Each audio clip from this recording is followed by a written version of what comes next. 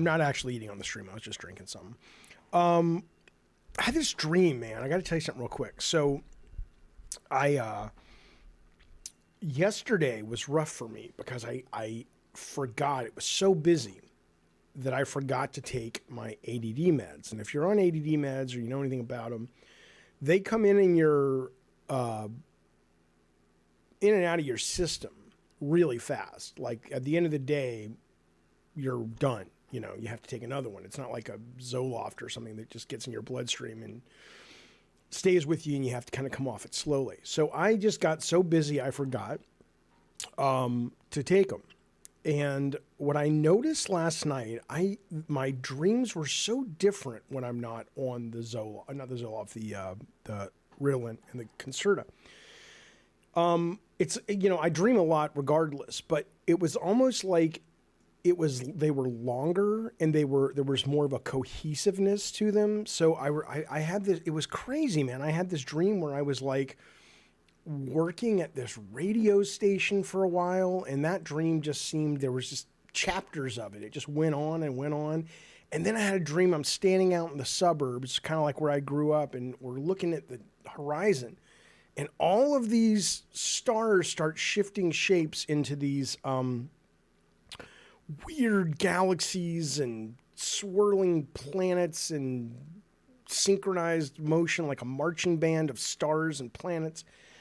And I was like, these are the aliens. The aliens have come. And then I was excited, and then there was a huge explosion. And I'm like, oh, fuck, we're being attacked. And we didn't die in the people like, I hate hearing people's dreams. I know. My point is, though, it was a whole Independence Day thing. There was all these ships that came over and landed, and the government was ready for it, and this is why they didn't talk about it for the longest time. I'm just saying, it felt like I was like, you know, here's what I'll say. It was a pop song when I take the ADD meds, my dreams. They're little quick 3-minute pop songs.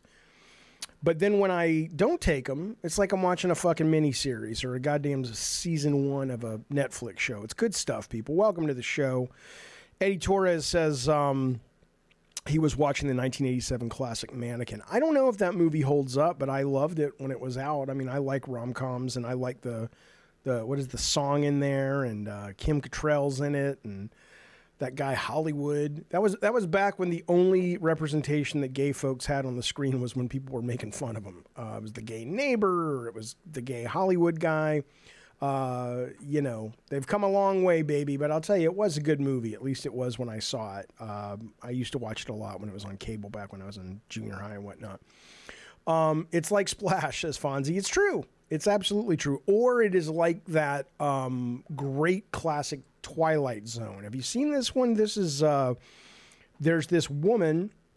She works in this department store. You already know where this is going, right? She works in this department store. And she goes up to the top floor where they keep all the mannequins to do something. I forget what she's got to put some, stuff away or store some stuff from downstairs. And suddenly she can't open the door to get back down. And the mannequins, almost like the Weeping Angels in Doctor Who, sort of start moving and coming towards her. And she doesn't look at them. But when she looks at them, they stop moving. But eventually they come to life. And it's like, what the fuck? And what it all turns out is, as you probably already guessed, that she's actually a mannequin. And like once a month, one of the mannequins gets to be alive and go down into the real world. But she forgot that she was doing that. And she thought she was just a real person. And they had to basically convince her, it's like, no, you're not one of them. You're one of us. You're a fucking mannequin. And the thing ends, with the camera pulling out and she's in the storefront window being dressed for Christmas or some kind of new window display. It was a great one. It was one of my favorite ones as a kid. Yeah, it was good stuff. No, that's a different one, Fonzie. Fonzie says, and then the nuke drops, but her glasses break so she can't read. Yeah, that was the, I know you're kidding. That was the, who played Mickey in the Rocky movies. That Burgess Meredith did that one. There were some great ones, man. It's a great fucking show. I know Jordan Peele, who just put his trailer out that he's producing the Dev Patel movie called, I don't know what it's called, but boy, that's a heck of a trailer. There's some good trailers out today. That one, believe it or not, the Roadhouse trailer with Not Patrick Swayze, that was the original with Jake Gyllenhaal. Looks really fucking good, man. I mean, in terms of, it looks like a dumb, fun action movie, which is exactly what Roadhouse should be. So I'm looking forward to both of those. But Addie Pie says, Jaffe, what are you listening to in the headphones? Well, I'm listening to the audio to make sure that it's not too loud. And then when I get people on Discord, blah, blah, blah. What do I think of Conor McGregor? I don't know him personally, and I don't know much about his life in terms of if he's a good dude or he's a piece of shit human. But in the trailer, he's awesome. I mean, he clearly, in the trailer, they set up Gyllenhaal to be just this badass, and he totally makes that work. But then Conor McGregor steps onto the scene as someone who's going to kind of put Gyllenhaal in his place, and it's like, oh, shit. So, yeah, I thought the trailer worked in a lot of ways, and Conor McGregor was one of them. Jay Styles, you old so-and-so, welcome back to the Diet Soda Soldiers, buddy. I appreciate you being here. I appreciate you spending your ducats and your time and your warmth with your Papa Jaffe and all the friends here at Gabbin' and Games as we race into the weekend. Listen, has anybody done this? Has anybody actually pre-ordered a Vision Pro? $3,500, man. I got to go down to the Apple store. I might even do that this weekend. If they're giving demos, they may not be yet. I'm going to call them. I'm going to go down to the one in La Jolla or maybe UTC. Doesn't matter. Nobody cares. And I got to give this a try. I cannot buy the $3,500 one because I know next gen is going to be so much better that I'll just kick myself if in a year I'm having to spend another $3,500 on this thing. But I do want to play with it and go down and fuck around with it. And then if I like it, I'm going to buy one next year. But I know how that works with Apple and all these tech companies, but certainly Apple. And I would feel like a moron if I'm turning around and spending another $3,500 in 11 months or something. So PK says take a 9 off that and I would probably buy it. Well, I think they know that. I don't think anybody's sitting around surprised that this is the price for this one. But it's going to be coming down over time. But, it's pretty fucking cool from what I've seen. I've seen some internet people like Jeff Keighley's played around with it. He was super impressed by it. So we'll see. We'll see. But anyway, wanted to see if anybody in the chat had actually pulled the trigger. Doesn't sound like it. But there you go. Okay. Do you know what I did today? Do you know what I did today? This was something. People have been telling me, they says to me, Jaffe, get GeoForge now.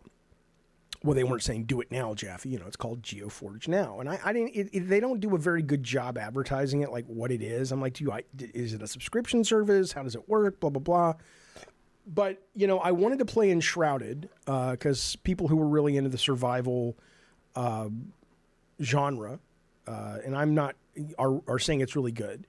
And they're saying it's kind of like more of an adult, violent version of Palworld, which I'm totally addicted to and playing the shit out of that game. So I was like, let me try this fucking thing and just see what I think, because I signed up for the they had a month for $20 and it gets you the highest end computer with the best graphics card and all that shit. And it streams it to you. You have to own the game or you have to be in a subscription service. They have some free to play games. Like I played the finals today on it. But most of the games, today I played Enshrouded, the finals. But I played Enshrouded on Steam because I own it. I played Forza 5 and the Old Blood on Game Pass because you can link your Game Pass. And then this was just one of the free-to-play games they have on there. But again, let me just say, and we'll talk about this just in a little bit as it relates to some of the big news going on in the game industry. But I'm so excited for the future.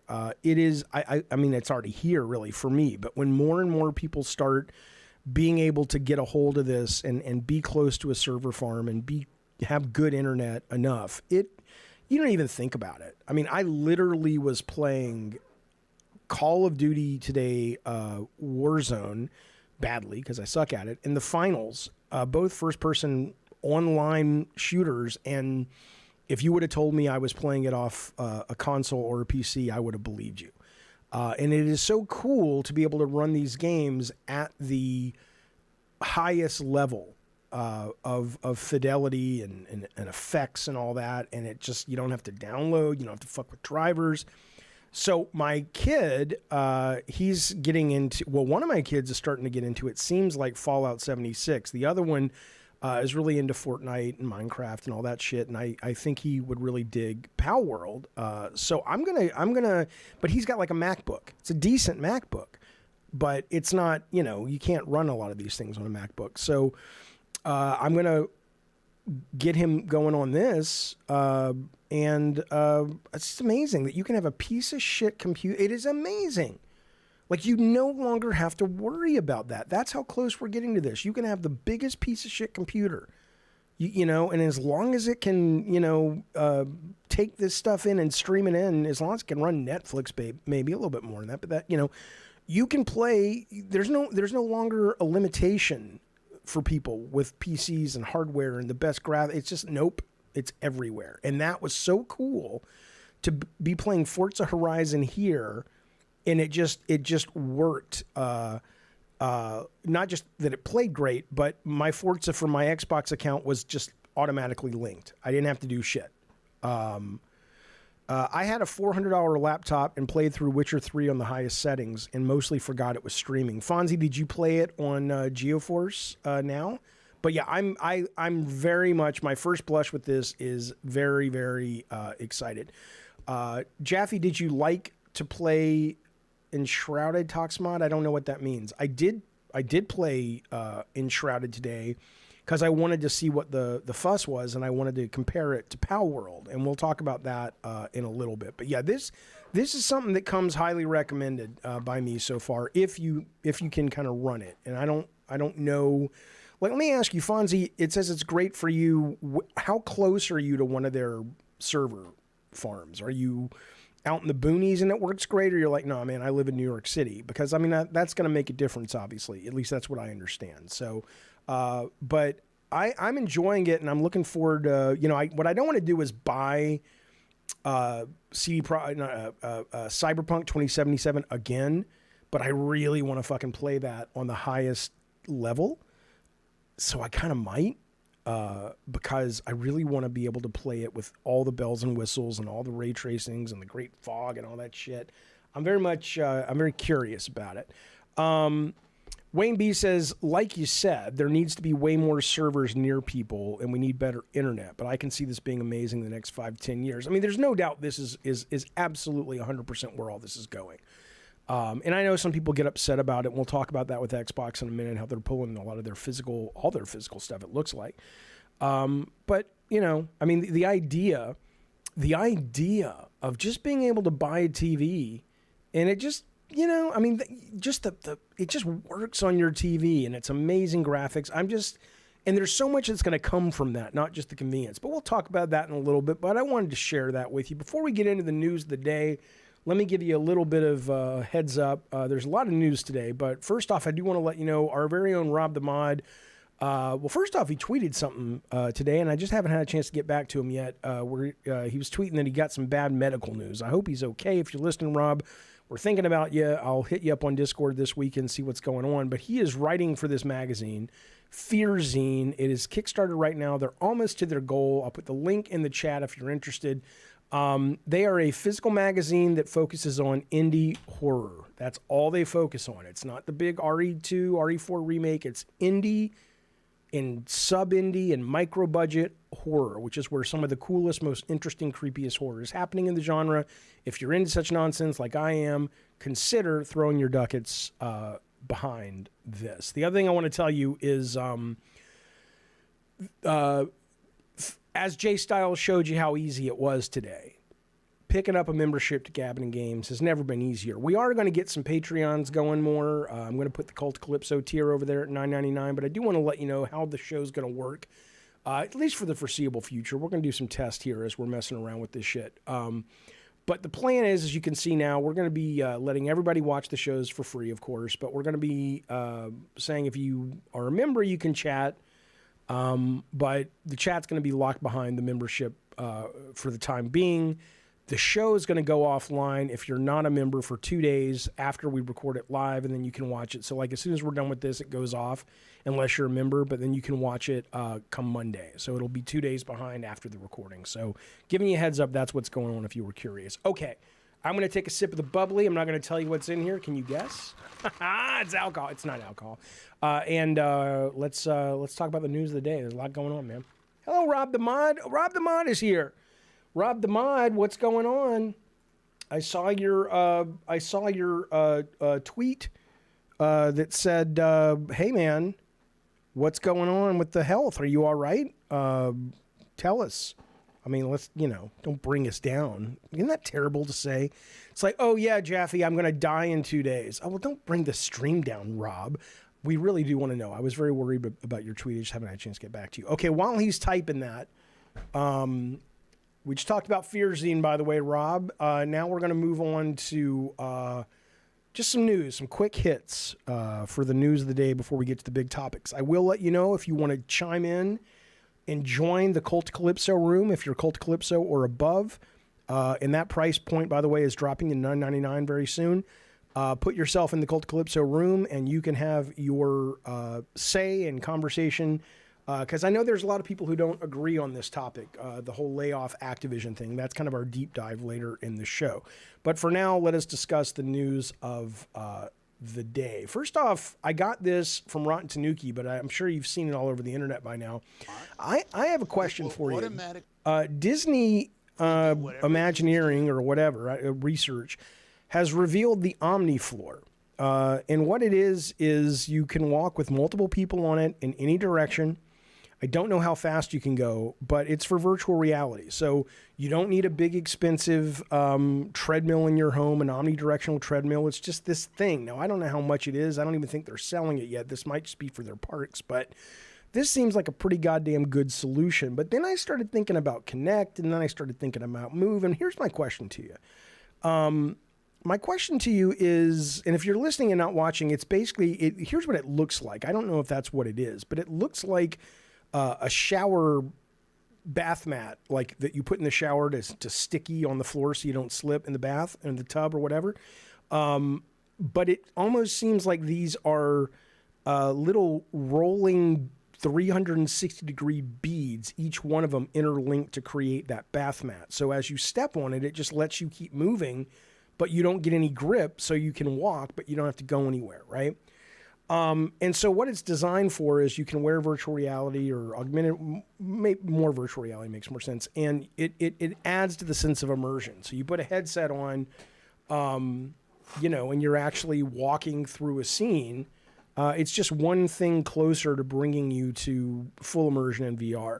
The one thing, though, I get if you're doing it for working out and stuff, but it's one of those things, like even when they talked about the metaverse, it's like in the metaverse, instead of just clicking on Amazon, you'll be able to walk through the shops. And I'm like, why do I want to walk through the shops when I can just click on the item? I don't quite understand who wants to play their games while physically exerting themselves if they're not in workout mode. But maybe, like, seriously, I mean, why would I want this other than like for a ride or a specific kind of workout game or a novelty game? But anyway, this is called the Omni Floor. We'll see what happens with it, but I wanted to throw that out at you because I did appreciate the link from Tanuki. I do think it is absolutely quite cool. We'll see where it goes. Now, State of Play, starting to look like we're going to be getting a State of Play. The rumor mill is churning out the rumors. Probably in the next 2 weeks. Somewhere in the next 2 weeks, we will be getting, it seems like, some updates from Sony. It sounds like they're going to focus on Death Stranding 2. They have leaked, Sony hasn't, but somebody has leaked the name of it, who's a pretty reputable leaker. They're saying it's called On the Beach or something, Death Stranding 2 On the Beach. So, we're not quite sure. They're saying Sony's trying to figure out if they want to release it on PC alongside PS5, but does add their sources are pointing to their game's full title being Death Stranding 2 on the Beach. This is all from Eurogamer. Here's what I'm wondering about as it relates to this. I mean, first off, yay. It's great to see another it's great to see another. I gotta shave my head this weekend. Next weekend when you see me, or week when you see me, I'll just be bald again. It's great to see more data coming from Sony about what they're planning on dropping. I have no issues with Death Stranding. I think it's really cool from what I played. But Wayne B in the chat says Bore Stranding. I think a lot of people felt that way. But, and I was curious about it. And it certainly was a hit. But I was curious about the percentage completion on this game. And we're going to talk about that in just a second as it relates to what the Sony CEO said a couple minutes ago. But just giving you a heads up, that should be coming. And, of course, we will be live streaming it, the State of Play, whenever they announce it. Okay, now listen. I know not everybody likes the sub services. I don't care. I'm just giving you some news. I didn't make the news. But if I worked at Epic, I would be thinking about this. I always wish Steam would do this. Subscriptions look like they're coming soon to the Epic Game Store. I don't know if it means everything on the goddamn thing. Probably not. Or they will have a curated group of games like Netflix does, and they'll say, hey, give us $20 a month or whatever, and you get to play these games. So without having to buy them. I love subscription services for entertainment. I know not a lot of people do, but this is kind of looking like where we're going. Now, that's I wanted to bring it up, though, as it relates to Sony CEO Yoshida. I got this from Gokuro. On the NeoGAF is where I saw it. Sony CEO Yoshida on gaming subscription models. Now, this is interesting because this is a take a lot of people have, but I think this is absolutely wrong. He says players usually play one game at a time. He's talking about subscription models. So an all-you-can-eat type of mini games may not be so valuable compared with video streaming services. We have a balanced hybrid service on PSN, subscription as well as pay per content, right? And so you've got a lot of people going, he's right, it's valid, games are less bingeable, blah, blah, blah. And I just want to push back on this briefly. And the idea of, as I always say, and this is not me, I'm not like offering up something clever. Everybody knows this. The Business 101 students know this. The product bends to take the shape within a meaningful amount of the business model that sells the product. So if you take game subscription services and you shoehorn in long games and games that were meant to be $70 that weren't meant to be played in 4 hours and beat, or 2 days and beaten, then of course you're going to be going, the model doesn't work like TV shows and Netflix works because you can't binge a 60-hour game. And it's like, yeah, but if you have a successful subscription model, you don't need to be making 60-hour games to justify a $70 price point that no longer exists. You can make a 5-hour game, a 6-hour game. You can make a game that's 2 hours that's very... It doesn't mean you don't make the big, long games, too. You do. People want that. Don't get rid of that. But the idea that let's throw let's throw a judgment out about the subscription model itself because games are different, when you don't take into account games are only different because the current business model exists. But if you're going to deconstruct and disrupt the current business model, it's going to change what the art looks like. And in that, I don't think this is a valid take. I'm sadly one of those people. I had 3 to 2 months of Game Pass as Ravenous and played 2 games. Sure. Well, even that though, I mean, even that is, I don't know what games you played, but you can spend $140, which was $70 month 1, $70 month 2. And then you can turn around and spend $19 or $40 and get the same experience that you got, but if you're subscribing. But again, Eddie says I can only focus on one single player and one multiplayer game at the same time. Right. I don't think that's an invalid assessment of most gamers. I'm just saying that most gamers their behavior is built on the foundation of what the games are offered right now. But if Kojima said, hey, I'm putting out a 3-hour horror game, I mean, we all played PT because it was Kojima and people said it was great. I didn't think it, I thought it looked great. I didn't think it was, that's a different conversation. But suddenly you'd be like, oh yeah, I played that. I played it over the weekend. It was great. Just like, you move on, and also your cost would be lower. So, but anyway, Brett Moore says, I enjoy Game Pass a lot, but I tend to treat those games differently than the ones I buy. I dabble. I usually play that game for a few hours and never again. Lies of P's the only one that got me. Right.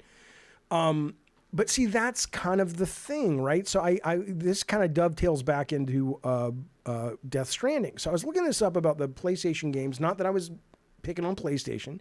It's just that I looked up Death Stranding, and this was the article I found that was the most recent from a few years ago. 5 PlayStation games with surprisingly low completion rates. Right now, other than one game, all of these were hits. Right. So Valhalla is the biggest Assassin's Creed ever. 20% people finished it, only 20%, but it's the biggest Assassin's Creed ever. Watch Dogs 2 was middling hit, I guess, 25%. Red Dead, massive hit, almost 30%. Death Stranding, about the same. The Red Dead's 28.2, 28.6 finished Death Stranding. And The Witcher, one of the most successful games of the last 10 years, doesn't even have 30% of completion rate. Now, I'm not saying that means the games are bad. Are you insane? And I'm not saying it means the people who bought the games didn't enjoy them and love them. I'm simply saying that,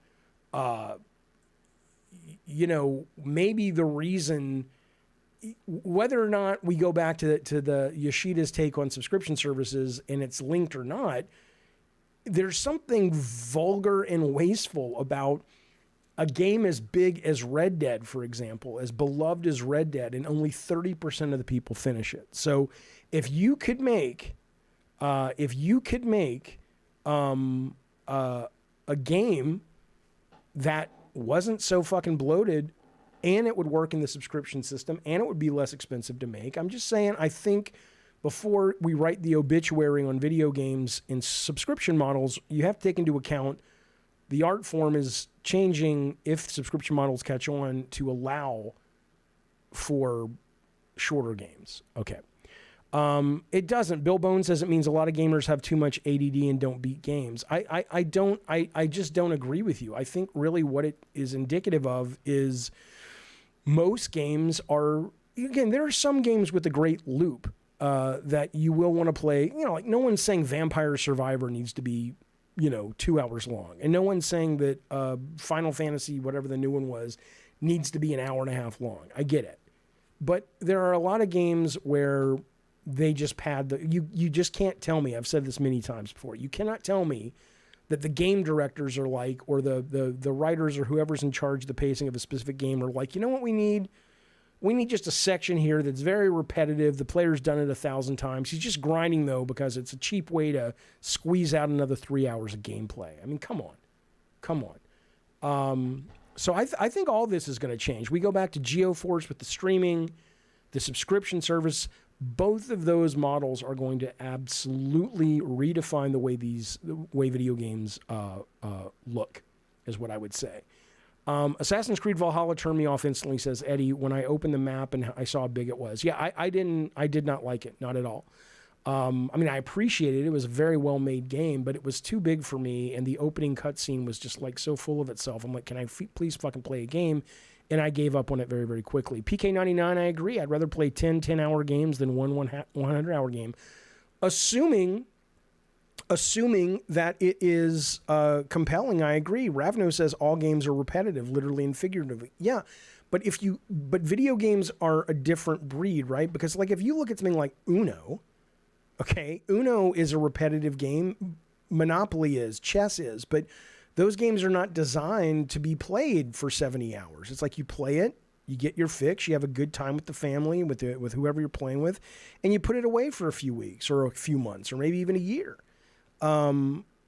Video games are quite different, at least these days. They didn't used to be, and I'm glad they've changed. It's not just about getting a high score, but they're consumed as not stories, although some people do it that way, but they're experiences, and they happen to be called games. And so I think experiences that are good don't overstay their welcome. And I think, I'm just busting with excitement because I love the medium so much, but there's so much more we can do once we can kind of break the shackles of this insanely archaic, antiquated business model of $70 in a box and every game has to be at least X number of hours. It's the dumbest fucking thing. And we're going to look back in 5-10 years and go, can you believe that was sort of the paradigm? Yeah, Far Cry 6 was repetitive, says Masochista. For example, you get to a point where you've seen all the enemies and you don't see any new ones anymore, right? And no one on the team, except maybe the business guys, are going, keep it going. Probably the team is like, we're out of stuff.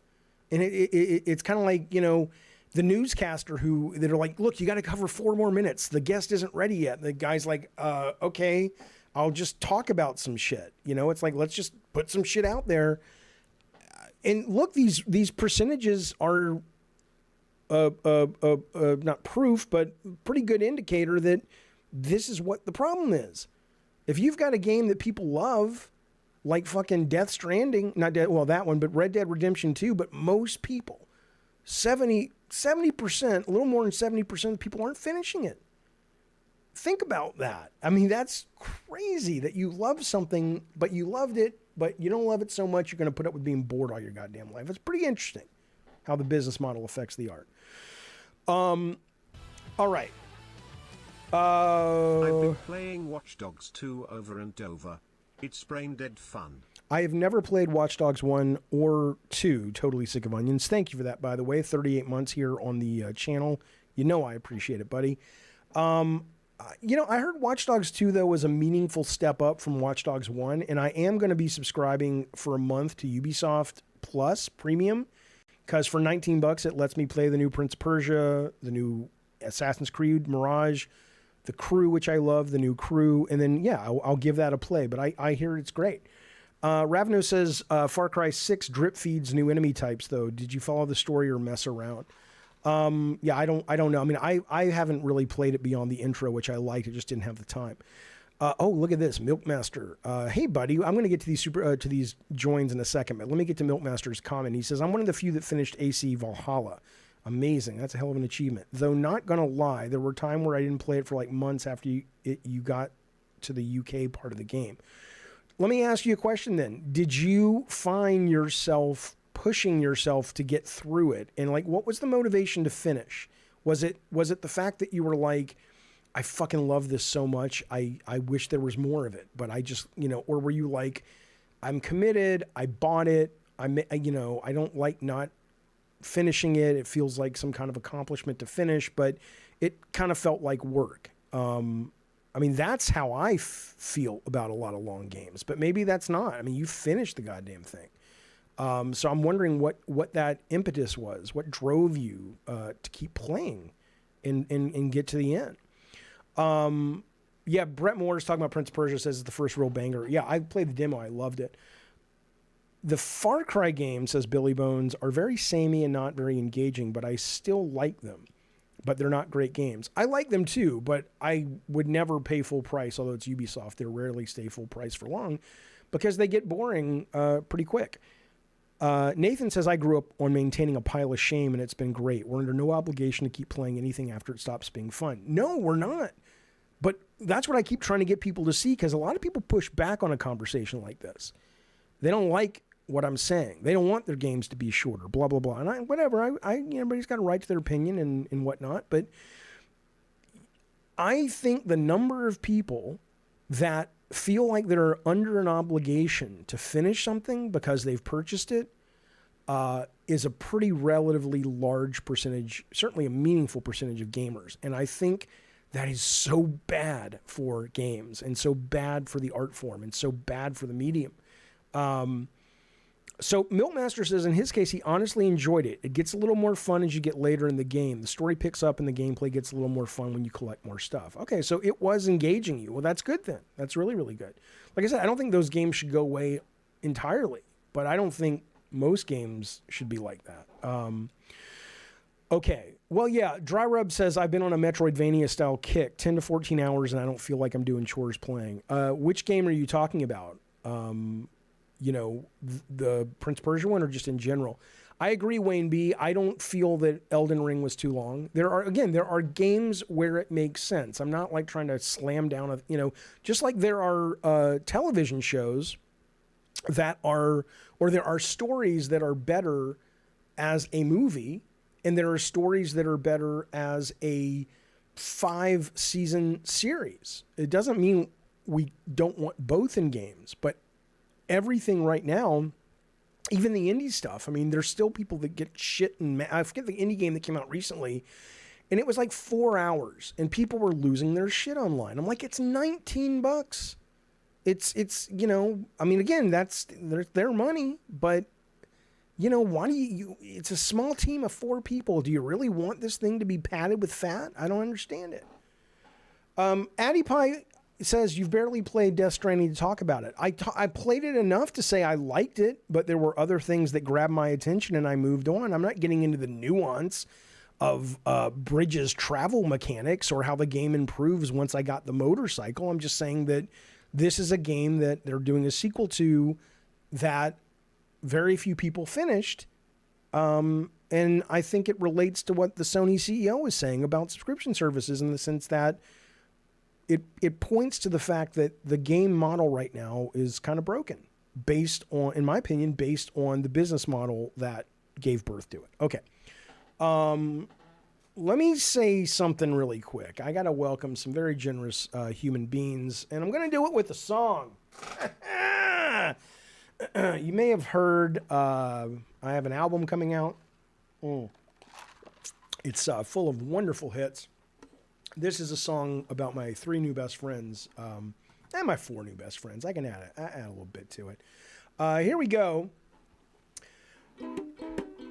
Kenneth Clark was wearing no clothes, but he painted his body to look like a rose. And Dr. Dry Rub came by and said, I'ma pick that flower. But he touched his penis and said, because he thought it was the stem. And Kenneth is like, hey man, I'm not into that. And Dr. Dry Rub said, well, I am. And then Milk Master came by and shit on him like Vince McMahon. Allegedly shit on them in the lawsuit. Have you heard about the lawsuit? Well, Jay Styles has, and he thinks Vince McMahon is going to jail because he's a goddamn creepy motherfucker and he should go to jail. Dr. Dry Rub, Milkmaster, Jay Styles, and Kenneth Clark. God, I'm good. It's unfair to be as good as I am at this and game design and playing the guitar. It's not fair. But I appreciate it, fellas. Thank you so much. Milkmaster says, this is defamation. You'll be hearing from my lawyers. I'm waiting with bated breath, sir. But think about that. Think about the Vince McMahon thing. I'm not going to get into it. We'll talk about it on tomorrow's Good Morning Gamers. But the high concept is a woman suing him for all kinds of crazy shit he did, allegedly, including shitting on her head in a threesome. And then he went to take a shower. And then they came back and continued with the threesome while she was covered with fecal paste. Come on now. No wonder a man of such talent had such intensely interesting dreams. I know. Welcome, you guys. Appreciate you having me here. Okay, let's move forward with the show. Wait, what? You can read the lawsuit, Toxmod. The lawsuit is online right now. Give it a read. Let us know what you think. Hey, I asked the members... Oh, he didn't pull an Amber turd. He offered a McMahon turd, and not just a turd. It sounds like it was diarrhea, because in the lawsuit it says like he says, I'm taking a shower, you continue to service my buddy, aka and he's taking a shower, and if you read the lawsuit, apparently it was like dripping all down her back and in her hair. These were not dry clumps of fecal matter. This was the wet stuff from an old, almost 80-year-old man. I don't know, people. I don't know. I just don't know why there are such awful humans on the planet. But it is what it is. Hopefully she'll he made it rain. Yeah, totally. All right, let's move on. I was talking to the members on the chat on we did a couple member polls today over on the YouTube, and I want to give you some of the results. This was interesting to me. So Call of Duty did they have their anti-toxicity voice detection. So this is not like anti-cheating. This is listening to your microphone, and if you say certain words or phrases, they'll go, oh, okay, well, you're banned, or you're off, or you've got to check, and if you get 3 checks, you're out, or however it works. And of course, you know, I've engaged in online anonymous trash talking before, rarely, but when I do it, I really enjoy it. But I'm never like hateful. I just, you know, I'm just being kind of a trolly idiot. But a lot of people say they don't like this because they're like, that's part of the fun. I like being able to do that. And so I did want to ask the members, here's what I asked them, and I'll give you the results of this. Here's the story if you want to see it. Just know I'm not making this shit up. Come on now. Here we go. This is what I says to the members. I said earlier today, Call of Duty uses voice detection to block toxic voice chat. For that game and all M-rated multiplayer online games, do you think? And I gave them 3 choices. 3 choices. Number 1, a system like this is great as it makes playing less shitty. 13% agreed with that. Number 2 option, this sucks. Over-the-top trash talk is part of the fun. 42% agreed with that, but we still don't have the majority. The majority was the last choice they had. The system is good if it only tracks hate speech but not trash talk. That's what if I were voting, I would vote on that one as well. Because I think it's fun to trash talk and shit. And again, I don't know what the key phrases are that they're listening for. They probably don't want to tell you what they are, obviously, so you can get around them. But yeah, there you go. So, but if, you know, I don't trash talk in Call of Duty because I'm like, dude, it's Call of Duty. I'm terrible at every multiplayer game, certainly this one. I was trash talking. Toxmod says, Jaffe, trash talking, no way. It was when Destruction All-Stars came out and I was streaming it, and I was just like, you know what, let me just fucking fuck with these people. And that was a lot of fun. But no, I wasn't doing hate speech. PK says you can just mute people. You can. But there is still kind of maybe it's a legality concern. It's like, yeah, you can mute them, but what if somebody didn't know that? Or what if somebody, forgot to do it or whatever, and they just got all this kind of hate speech and shit?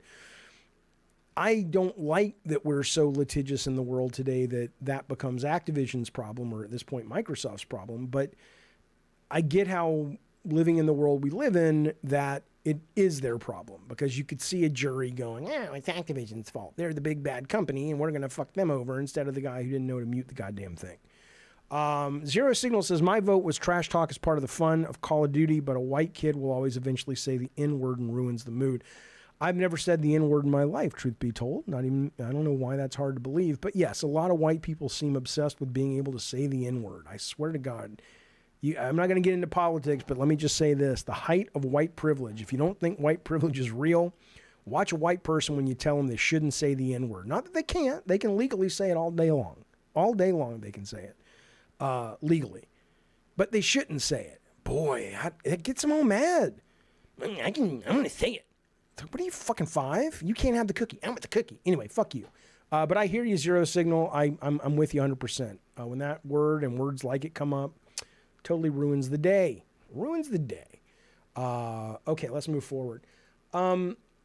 There was, I only bring this up because I want to talk about what happens over the weekend, and it's also interesting news. So in the UK, now these stats are getting very antiquated with every week that rolls by. But that said, though, the only weekly figures we get, so I'll take what I can get, is from the UK box products. It's not even digital, really, at all. But I want to tell you where The Last of Us Part 2 Remastered came in. This was pretty impressive and pretty good, given a lot of people were like, oh, do we need another fucking remaster of that game or whatever, or of that series? Last of Us Part 3 came in at number 3. It only was under Hogwarts Legacy at number 1 and EA Sports, the soccer thing, whatever the fuck, Ted Lasso's thing, which, those are sort of, permanently or semi-permanently lodged there. So that's pretty good. Number 4, though, is really fucking interesting. And again, I don't know where these will be next week. They'll probably, at least one of them is going to drop way down. But number 4, believe it or not, is Prince of Persia 2.5D. It's 3D, but you know what I'm saying. Locked to the 2D plane Metroidvania in the UK came in at number 4. That's pretty goddamn cockadoodie good. I don't know if it was front loaded and next week it'll be at, drop down to 19 or something, but let's keep an eye on it, shall we, fellas? Because that's, I'm excited to hear a game that good, and that unique, for the market, actually generate a lot of love and buzz and sales. That's pretty fucking cool. The rest of the rest of the chart is just the same. It's just, Call of Duty, Mortal Kombat, Lego Star Wars, Grand Theft Auto 5, Mario Kart 8. I mean, come on, man. But I get it. There's not a lot of games, on sale anymore. Okay. Okay. All right. Let me get to the chat. Jaffe says, Milkmaster, I don't want to interrupt. No, yes, you do. Yes, you are, but I don't mind. But do you have any thoughts on Ubisoft saying gamers need to be comfortable not owning games anymore? Yeah. I mean, I think, okay, I have two thoughts. The first thought is it was a bad PR thing to say, right? It's the kind of thing I would say if I was still working in the industry, because I don't believe in pussyfooting around things. But if you're in business and your goal is to make money, you really don't want to enrage your customers. And I think what he was communicating was basically the truth. He's like, look, this is where it's going, fellas. Just like digital, or just like, digital sales used to be, people didn't believe it. There's no way it'll overtake physical. And, Microsoft literally, at least one of the rumors I'm hearing, is one of the big divisions that got cut yesterday was their entire physical media division. And we've heard the stories that, I think it was Walmart or Target has started pulling the physical Xbox, not the hardware, but the software off the shelves, right? So I think it's similar here. He's kind of saying, just like movies, everybody loves the Blu-rays. They love the DVDs. Those days are gone.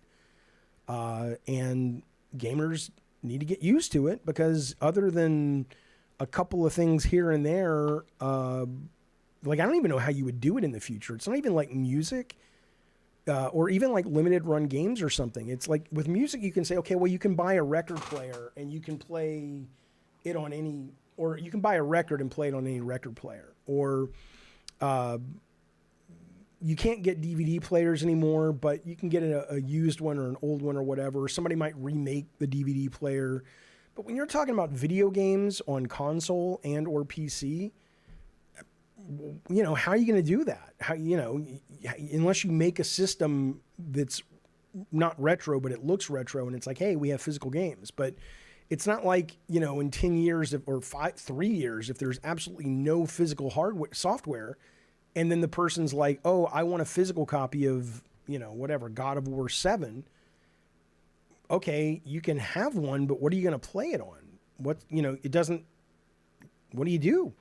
So I think that's absolutely where it's going. And all you really need to look at, there was a report today that came out. Well, I'll get to the report, but all you need to look at, if you have kids, having kids has been a really fascinating window into that generation, the Gen Z now they are, way they interact with all kinds of things, media, music, movies, the news. As it relates to video games, none of their generation care about owning. They don't even think, it's not even on their brains that they own a game. So I think I think he's absolutely right. But I do think he could have potentially, or he probably should have. It's like, yeah, you still need the gamers that are the hardcore gamers that want to own the shit. So you probably just want to kind of keep it to yourself and into the boardroom. And maybe if you feel the need to communicate it, let it go down a little bit easier than it did, because it's pretty abrasive. And I like that. I like just put it out there on the table. But I don't know if that's the world's best business strategy in that case. Eddie T says, I will raise my kid on outdated media so they can't relate to anyone else their age. Listen. You're like the what do they call those people who live in bunkers, preppers. You're like the prepper, but for media, Because like when the wars go off and the bombs drop, you're going to be the only house like in 500 miles that have any, you won't have any power to play it, but you'll have all the actual games and the systems, which is pretty cool. It's crazy Target is not going to sell any more physical games, but we'll have physical LP music records. Well, Toxmod, I don't know if they're not selling any more games. PlayStation and Nintendo have not said that's what they're doing. They're still doing physical. In fact, I think there was a game that came out. It might have been Prince Persia, I don't know, but a game came out and did better on Nintendo physical this week than digital, but it did way better digital on PS than it did on physical, right? So I don't think they're walking away from it, but even Nintendo games have a bunch of patches, says Ravnos. Hell, Tears of the Kingdom and Breath of the Wild were much worse games before some of those updates. Yeah, I mean, it's the way it is, man. Things have changed. Let things evolve. See where things go. Nathan says, I transferred from real books to Kindle years ago. Now when I move houses, I don't have to carry 27 super heavy boxes. I will say I regret getting rid of my books, though. As I've gotten older, I've become a much bigger reader than I was, and I love having my books around me. I love the smell of them, and there's a warmth to having them around. For me, but yeah, I mean, practically, of course. And I think a lot of people feel that way about, look, here's what I'll tell you. Books haven't gone away. Digital sales in books actually are less than the physical. They're a meaningful part of the business, but they're less than the physical. If gamers don't buy the digital, then that's what'll happen in games. But gamers have been buying the digital in massive droves. Okay. Yeah. Ravno says Target, Best Buy, and others have hinted at no more discs for sale. Interesting. Yeah. I mean, it wouldn't surprise me. I know that, like I said, one of the stores pulled Starfield, and they're pulling all the Xbox games, whether it's Target or Best Buy or whatever. I mean, Best Buy is getting rid of all their physical media in general. Okay. K-Nub says whacking it to the digital version of the Bible just ain't the same. I have to wonder, does anybody do that really? Does anybody whack to the Bible? What's whackable in there? Speaking of, we'll talk about it on tomorrow's show, but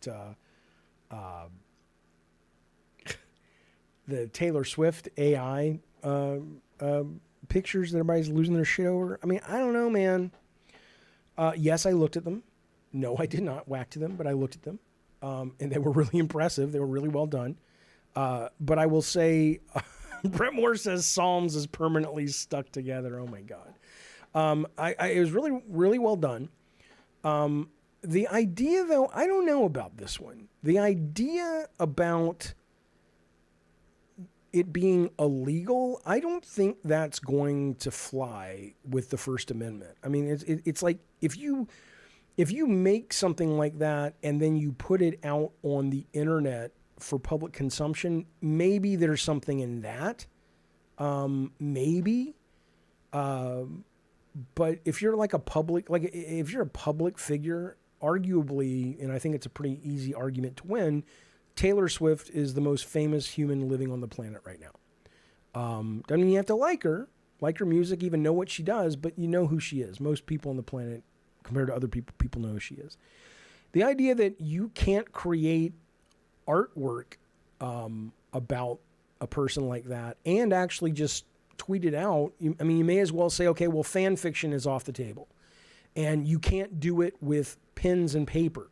Like I saw a documentary called Trekkies, it was called Trekkies ages ago.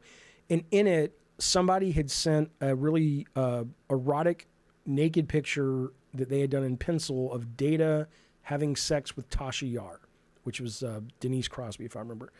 And they interviewed her about it, right? And she was, she thought it was weird but funny or whatever. But it's like, just because it's a computer doing it, it suddenly becomes illegal. I mean, come on.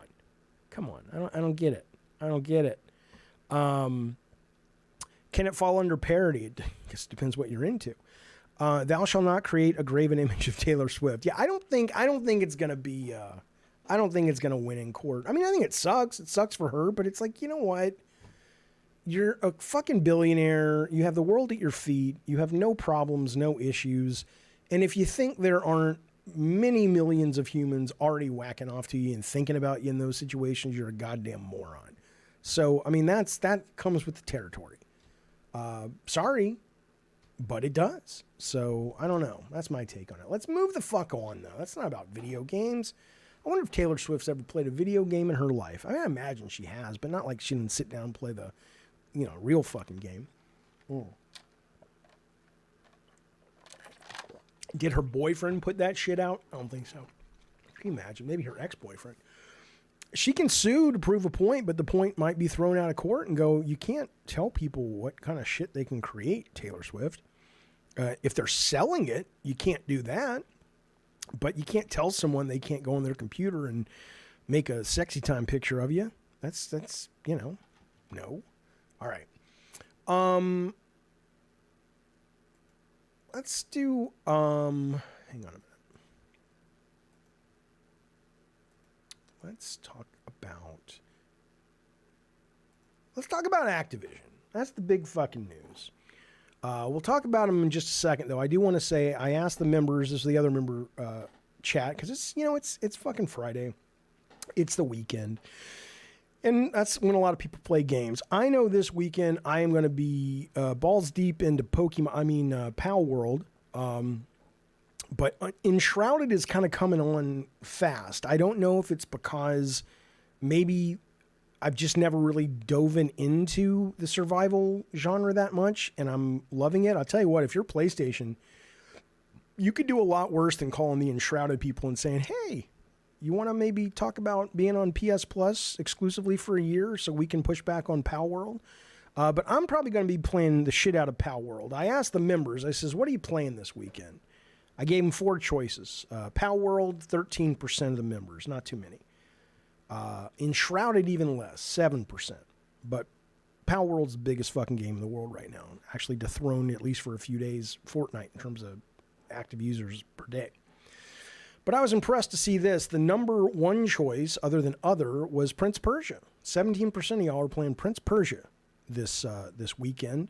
And the main one was other. Now, this was interesting to me. 63% said I'm playing something else. And it just occurs to me just how different my game playing habits are. Probably because... I do this show, and so I like to stay relevant with what's happening. But let me tell you what some of the members said they were playing in the other category, because it was stuff that I'm like, oh my god, maybe that's why you guys finish games and I never do. But this is what they said.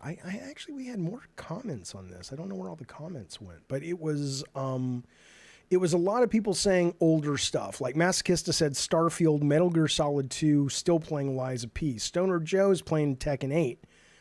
In the chat, Wayne B is playing Final Fantasy 6 and Palworld. Milkmaster says you should play Forspoken. I heard it's the greatest game. I did play the demo and I liked it, but not enough to buy it. I'm playing Overwatch 2, says Eddie, to grind and unlock the new character. Also Chrono Cross, the Radical Dreamers edition. Yeah, it's amazing. And I saw I don't know where these chats went. I'll have to look them somewhere else. But Fonzie's going to play more Cyberpunk. Addy Pie's playing The Witcher 3.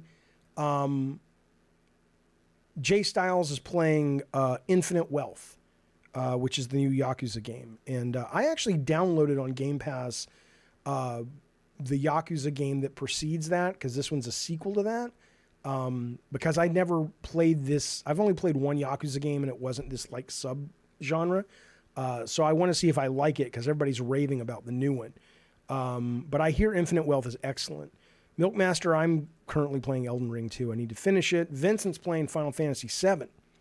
So it's just interesting that even the games that are like the hotness and the big thing, most people on this channel anyway, the members, are really kind of very eclectic in what they're spending the weekend playing. But I love playing games on the weekend. It's so much fun. Okay. K-Nub says he's tackling decades-old backlog of games, tired of modern games. What are you, like what? What are you tackling? Like how old? Like you're like lollipop chainsaw, or what do you mean? Oh my God, my Elden Ring build. I don't even know, man. It's some girl and she's not wearing many clothes, so I can make her roll faster. And she's got a big sword. I don't know anything about it. But I've been playing the shit out of it. I think I'm near the end, and I fucking love it. So goddamn good.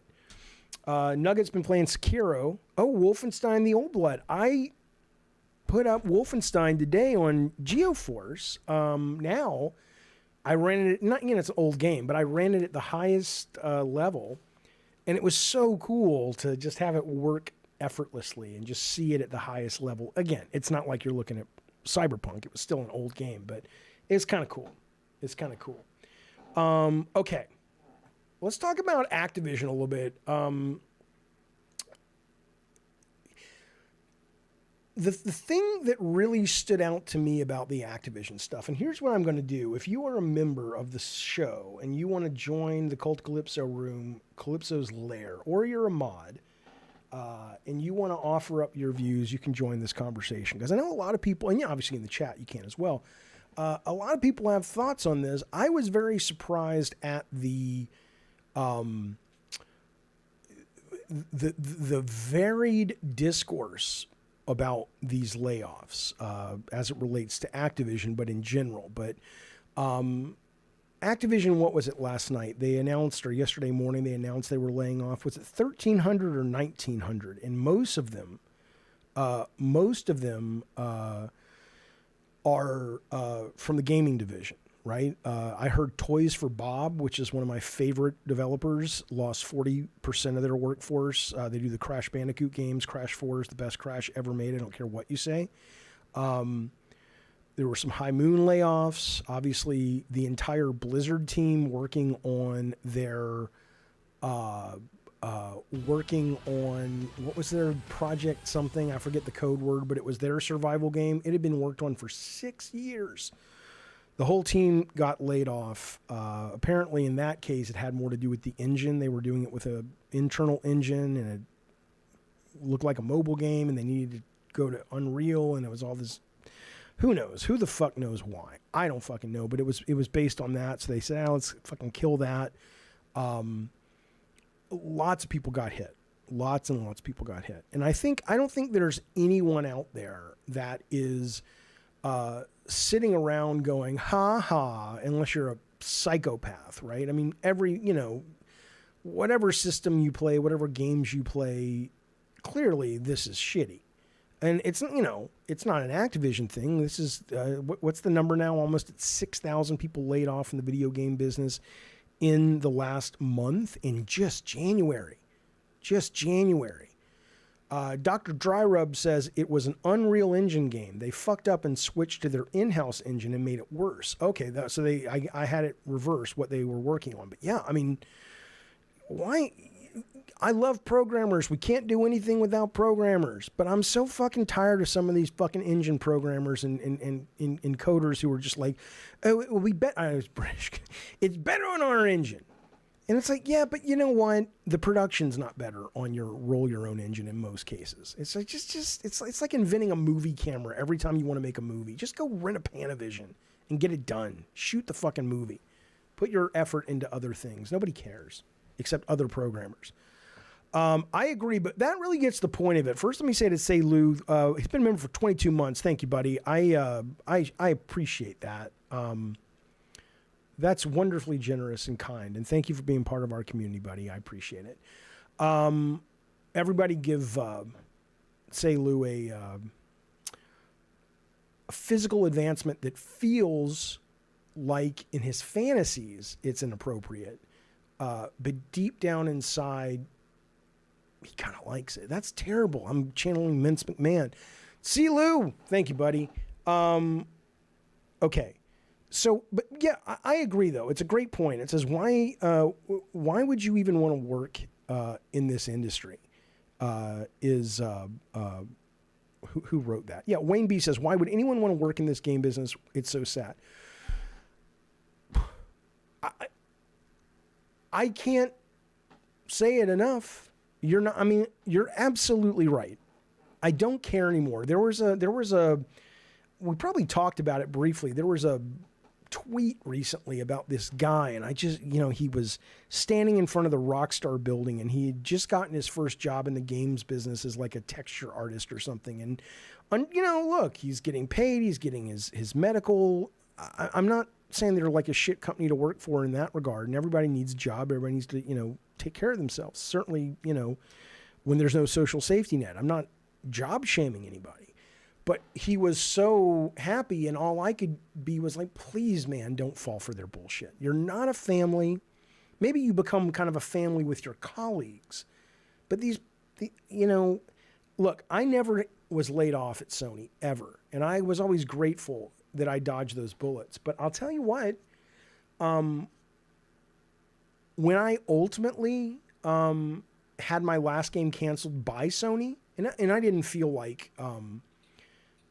I understood it. I wasn't mad at them or anything, but there was a part of like, but this is me. I thought we were good. I thought we would always find something to do together. Like, it's like you get inundated with that mindset that this is permanent. And it's not for any of the people. So I don't know why you would want to work in this industry. I know why you would want to make video games, but I don't know, think about this.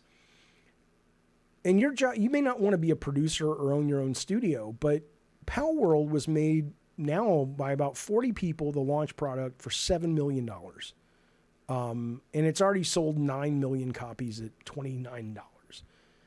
Spider-Man 2 was made by probably 1,000, maybe not that many, but certainly 400. And it cost $315 million.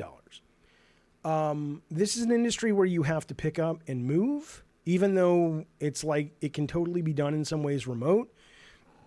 A lot of companies won't pay for your relocation, and I get it. Maskis says no industry is safe or secure. You can lose your job at any time. You're absolutely right. But what I'm saying, though, is this particular industry that brings in a lot of young people that are artistic and want to create and want to contribute. I just wish there was a way to get them to understand. It's like, dude, I get that. It's like you are going to have so little control over your creativity at that job. You're going to have so little control over the winds of fortune that blow not just your way, but the way of the team. You could have a game that's great, but for a million reasons that have nothing to do with how hard you guys have worked and how talented you are, that game is canceled. It happens all the time. Look, I this was not something that I knew was going to happen, but Twisted Metal Black 2, my understanding after the fact was that game was canceled because Scott Campbell and I wanted to start a new company. And for whatever reason, I'm assuming Sony said it makes more sense to throw that money and that weight behind Scott and David. It didn't. Than another Twisted Metal, since Twisted Metal Black only sold about 400,000 copies at full price. But the guys making Twisted Metal Black 2, they didn't do anything wrong. They worked their asses off like they always did. They made a really good game up until the point when the plug was pulled. I don't know. I understand you can lose your job at any time, but when you're looking at an industry that seems to be racing towards the cliff of it's already at record layoffs, but in terms of just, they get by on a lot of goodwill from the workers because the workers love the products. They grew up with the products. Kind of like people work at Disney and they say, oh, once you work at Disney, you realize it ain't magical when you're working there. It's a pain in the ass. It's political. It's cutthroat. But you go into the door and you get excited for the job because you're like, I love fucking Disney. I grew up with Disney. Well, so I agree with you, Wayne B. I don't know why people would jump into this industry this way. Jump in at the indie space. Jump in at the make your own fucking game space. I mean, why would you not? You have all the freedom in the world. What do you really want to fucking go to Naughty Dog and have 20 people above you, telling you, and then finally it trickles down to you, the rust texture map on the fucking car that you're doing, or the rust material. This is the color brown. I mean, what are you doing? I mean, I'm not saying it's micromanaged like that, but I'm just saying it's like, I mean, again, just because I don't get it doesn't mean it's wrong, but I personally don't get it. Lethal Company's one guy. Milkmaster says, I hate how corporate games have become. They've always been corporate, but I think they've become so expensive that it's taken a lot of the fun out of it for people, certainly like me. I would never go back. Not that they're asking, but I would never go back to AAA. It sounds miserable having to deal with all that shit. What a terrible life. In my opinion. Now, there could be some AAA folks watching this. I know, in fact, there are, and they could say, no, I fucking love this, and that's great. But I don't get it.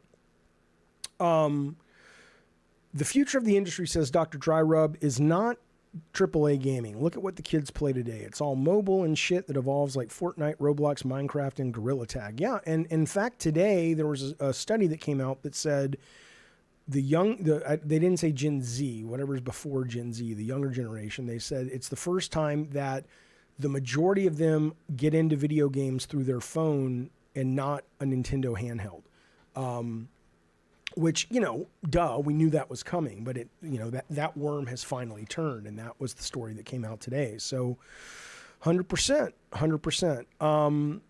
But here's what I'll say, though. So people have gotten upset about this. They got upset with me. They got really upset with Destin from IGN.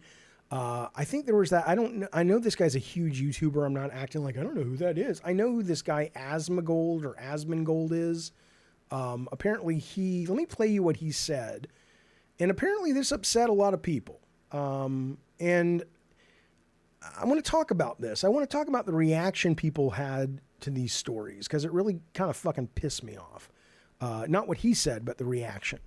I want to get this chat first, though. Milkmaster says, I'm an aspiring 3D artist and I've been wanting to enter games for years. I hope things get better, but I may have to try another industry. I would. If you want to make games, though, go make games. Because that's awesome. That's wonderful you want to do that. Fantastic. But yeah, don't go fucking work on, and the other thing I'll tell you, I know people want to shit on AI and stuff, but there is AI now that is starting to build really good 3D models, and there's another AI that will rig them for you, right? We're getting to the point where a lot of that work is probably not even going to really need to be done by humans, at least at the level that we're doing it now. And it bothers me. I think I'm going to make a video about this, but because people just don't see the value in it. People like to make fun. The other day I showed I think NVIDIA showed a demo at CES of their NPCs, their AI NPCs, and people, of course, are just shitting all over it. And I'm like, let me give you a great example. I'm playing Palworld, and if you've played it, you start in this kind of small area. There's a little dude sitting by a fire, and they really don't do much of anything. They say the same thing over and over. I don't really know what the point is. And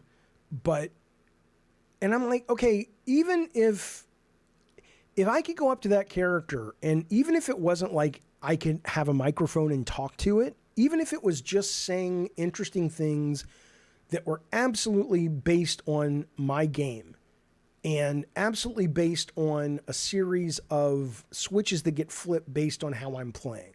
It's like, oh man, I've been watching you from afar. You really like using that fucking owl to kill everybody. You ever think about, whatever. But because it would make it more immersive. And people don't even want to talk about that. They get upset about it. So, but it's coming, just like these layoffs are coming. They don't care about you. You should know that by now. And they're certainly not going to care, oh no, this artist didn't get to create his dream character because we had the AI do it. It's like, yeah, because it was cheaper and faster. But yeah, this guy, let me play it. What's his name? You guys said his name was Asmon. Right. Again, I'm not one of these like, oh, I'm above this. I don't know this guy. I know he's huge, but I don't know why he's never entered my algorithm. if he's a gamer and stuff. But anyway, it's a minute clip. I'll play a minute and 20 seconds, 30 seconds. Let's play it and then we'll talk about it. Ready to expect me to draw a moral line, I have to perceive a difference that I consider substantial. And I do not consider the difference substantial. Do you guys? No. Right. No. And that's really what matters. If it was made with AI, I'm completely okay with that because it was fun. The evidence is It doesn't that matter. Nobody really the cares about lead this. developer has been very positive about AI in the past and made an AI game We're gonna play called this, by the way. AI Art Imposter that lets an AI artist draw a picture. And so that was like one of the games. We're gonna be playing this week. Yes, just generally has been much more positive about some of the benefits of AI rather than what is the normal sentiment amongst artists and I guess general Twitter population, which is that AI is bad and it takes jobs from people. Well, AI and the sentiment from artists opinions don't matter. It just doesn't matter because what matters is the opinion of the people that are buying the product. Like, it doesn't, like, your opinion on it, like, just because you do it doesn't, like, nobody cares. Like, it's not relevant. It's like whenever one of these, like, really well-respected and really respectable directors talks about how bad Marvel is. Shut up, old man. Shut up. I like watching the Thor movie. It was cool. I agree. Everything he's saying, I agree with. And it's like people are like, I think Gene Parker Destin was like, oh, people are trying to cancel him. I'm like, I can't handle this. I don't know what it is. I don't know if it's a generational thing or not. But it's just kind of like, you know what, man? It's business. And if you don't like capitalism, welcome to the fucking human race. Most of us don't, but there hasn't been a better proposal. Certainly not capitalism when it comes to being unregulated. It's pathetic. It is inhuman. That I mentioned this in a video yesterday, but I don't know if you saw this. There was a woman from High Moon who got laid off, and she's like, I have had 2, not heart attacks, but she's had 2 heart problems, and she can't afford her medicine now because she was working at Activision, and now she's laid off. I assume there's Cobra or something for a couple of months, but the point is, we, at least in America, if you're in America watching this, we don't have any safety nets for you if you lose your job here. We do, but not there are hoops to jump through, and they're really big hoops, and it's not near enough. So I'm not sympathetic to the humans. I'm more frustrated that people act like this is a shock to them. Think about this for a minute. People are like, see, consolidation is bad, Jaffe. People were coming after me on my channel, on my Twitter, because they're like, you supported the merger. And I'm like, yeah, I did and I do. From a standpoint, if I was a stockholder, I'd support it. But more importantly, as a gamer, as a customer, as a fan of the art form, I support it. That doesn't mean I want people to lose their fucking jobs. And people go, well, that's what happens when you consolidate. It's like, well, sort of, right? The ironic part about this is it started with Atari that got bought by Warner Brothers. And then Warner Brothers was so much of a piece of shit to work with at the time that a bunch of people from Atari broke off and started Activision, right? And then Activision is now being sold to Microsoft, okay? Activision wouldn't exist if it wasn't for Atari being bought in the fucking first place.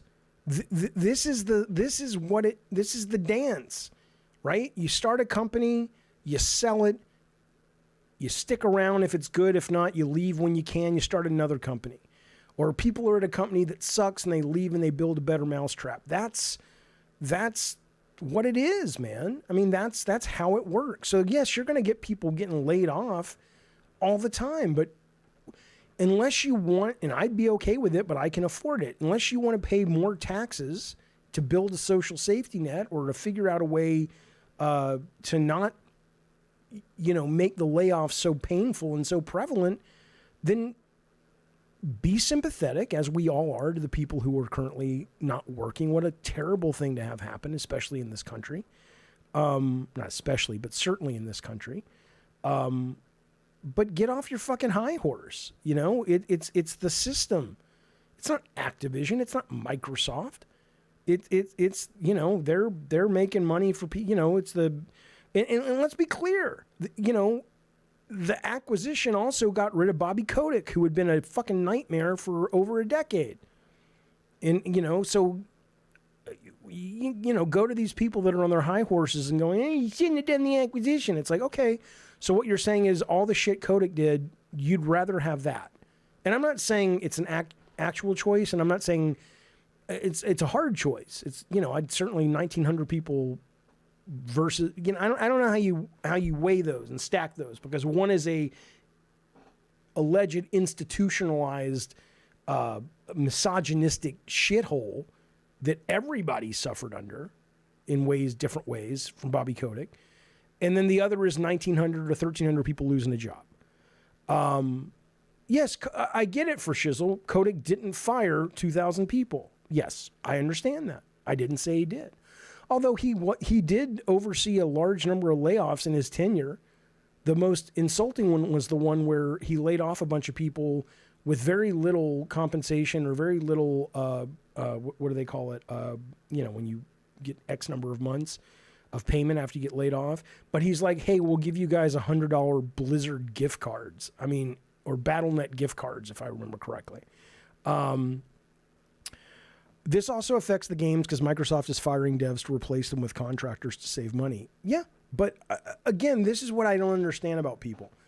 If Microsoft makes shit games, then they won't sell. And they'll have to either change their ways or go out of business. It's, I don't buy Madden every year. Right? But a lot of people do. Zero Signal says the largest company in the world couldn't handle these 2,000 employees. I'm sure they could. But if you lay them off, it means maybe the stockholders get an extra 5 pennies per share. I'm not saying it's good, but I'm saying to act like this is a surprise. Right? If you really want to fight it, then let's change the system. But, even the people working there, this guy who was smiling that I was talking about, that's standing in front of Rockstar in that picture, if he's going in there at this point with all of the stuff that's been reported about working in the games industry and actually working at Rockstar specifically. Now, they may have changed, but, the proof will be in the pudding. But that was sort of Crunch Central, Rockstar for the longest time. May still be. I don't know. I'm sure it is, but we'll see. If he's going into that with big, wide doe eyes, like this is going to be great, he deserves to get, the tar scared out of him when reality comes crashing down, because you can't go into this industry without knowing this at this point. Why would you go into this industry and be like, what do you mean they laid off 2,000 people in order to make sure the stockholders got a little richer? Yeah, they did. That's what they do. That's what they do. I don't think AI will ever reach a level where it can make art to the level humans can, says Milkmaster. There will always be flaws, and thus artists will still be in demand. I don't think artists are barely in demand now, if you're talking fine artists. But if you're talking, seriously, think about it for a minute. Look at this. Gaz, you guys know Gaz over at Game On Daily. Let me show you what he tweeted. I thought this was a really good tweet, and it really kind of puts a bow on it. He says, we talked about this, but he says Spider-Man's 2 budget stretched the limits at 315. Palworld's was 7 million, and it sells over 6 million in 4 days. Okay, so I don't believe that they used AI to make their little characters, but even if they did, assuming that they're not in violation of copyright and whatnot with Nintendo, no one cares. So you could say, yeah, but the characters feel a little eh. You think the company that invests $7 million and gets back a return where it's 30, at the moment it's actually $30 times 8 in less than a week is going to be like, nah, people don't want that AI art, man. Of course they do. Of course they do. They don't care. They do not care. I'm not saying, and that's the thing is, like, when you bring it up, people get mad at you. And it's like, I'm not saying it's a good thing. I'm I'm just saying it's the way it works, man. It just, can we all come to, what would be great if we could all come to a point where we stop being surprised by this, and it's like, oh, right, this is life. This is life in 2024, living in a capitalist society. This is how it works. Okay, if we don't like it, how do we fix it? Instead of being, going after people that don't do the performative, oh my God, how dare you, Destin from IGN, how dare you, Asmongold, how dare you, Jaffe, not act like you're surprised and shocked. It's like, motherfucker, where were you when I was calling out Bobby Kotick for cutting Tiananmen Square out of Call of Duty? Where were you when I was calling out Activision for literally having the American public pay for one of their tax breaks in 2018? Legal, but all the money they made, and guess who helped them make extra money? Aren't even gamers, people who pay taxes. Where were you when all the shit was going down with the cubicle crawls, where guys would crawl around under women's cubicles and grope them and stuff for years under Bobby Kotick's watch? But now, I've had enough, you say. Well, fuck you, motherfucker. You're just a performative bitch. I know it wasn't cool then, but where were a lot of the people? They were nowhere. And at least Bobby Kotick's gone now. But it's like, but in 1900, yeah, it's terrible. It's all terrible. Let me know when the revolution starts. I'm not very good at, I'm good at a shotgun, not very good at any other kind of gun, because shotgun shoots itself, basically. It's close. Where the point is, I'll be there. You let me know when the revolution starts. But until that happens, what do you want? You just want to sit there and complain and act like you're in the right? This is a terrible thing. It's a terrible thing that's happened to these people. Losing jobs, says Nathan, sucks so hard, but there are other jobs, right? You're free to work elsewhere. Hopefully the next job you value will value you more. Well, no, it won't. And it doesn't mean that the humans that work there won't value you. Like when Nick and I ran Bartlett Jones and we had to shut it down, of course there was the emotional, personal pain of telling people, we can no longer give you money every 2 weeks. That is what you've been depending on, either fully or in part to support your family. Of course, there's the human aspect of it. But everything is in the machine that is nothing about the human aspect of it. We had to lay off a lot of people and try to survive with the skeleton crew, which we didn't. But that was the plan. And we were, here's what I'll say. So hopefully you can believe me. I'm not just like pumping myself up. We weren't a very good developer, probably because my fault, because the game we released was a bomb. But we were a developer that people liked working at. And it didn't make any money. But I'm saying it wasn't a mean place to work. None of it, Nick and I didn't have a mean bone in our fucking body about stuff like that. We felt terrible. But even we had to go, well, yeah, but if the money's not coming from Sony, we can't pay these guys. So we got to shut down. I don't think people expected good guy Phil to be just another Bobby. I don't think Phil, I don't know either one of these people personally, but I don't think either one of these guys, or I certainly don't think Phil is a bad human just from my read on him. But, what do you want him to do? Not lay him off? I mean, how? And then you go, how does that work? How do you just say, forget all these people floating the term, which I find obnoxious, fiduciary responsibility. It's such a stupid term. It's a valid term, but I just hate that people pull it out like a $10 word and act like they know something just because they said it. But the point is, whether or not you cross a line where you have to make certain decisions, if not, you're in violation of what it means to run a public company, I can't speak to that. But I can tell you that there are companies that can choose the kinder path, but they don't. But see, Zero Signal, that's what I'm saying. You're not really offering a solution. Zero Signal says, here's what you do. Use the trillions of dollars to pay the people you just bought. I understand. But that's not, it doesn't work that way because it doesn't have to. And it doesn't have to because people are greedy and scared And we're awful about money. And I mean, there's a whole sub-basement after sub-basement about the psychology that forces humans, or a lot of humans, to be this way. And if we really want to get serious about it, let's solve that problem.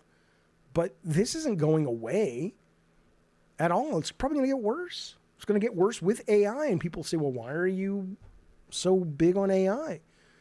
Because it's going to make the shit better eventually. We may have to have a revolution. We definitely need universal base income. We got to figure out some basic things. But the games are going to get better. They're going to get less expensive. You're going to have more chances. You're going to have more abilities to create stuff without having had to spend 8 years in fucking technical school to learn how to program a 3D engine or whatever. I mean, it's already happening. When I started in video games, there were no off-the-shelf engines. Everybody rolled their own to varying degrees of success. And now 95% of the industry works in, if you're small on Unity for the moment, or Unreal. And it's great. No one's complaining for the most part. Wake up. Thank you, buddy. Appreciate the super chat, man. He says, Jaffe, which was the most fun and frustrating Twisted to work on? Probably the most fun was the first one, because I didn't know anything. And so I was just living in, what about this? What about this? We didn't know 3D. I had never really led a game like I led that one. Which was most fun and frustrating to work on?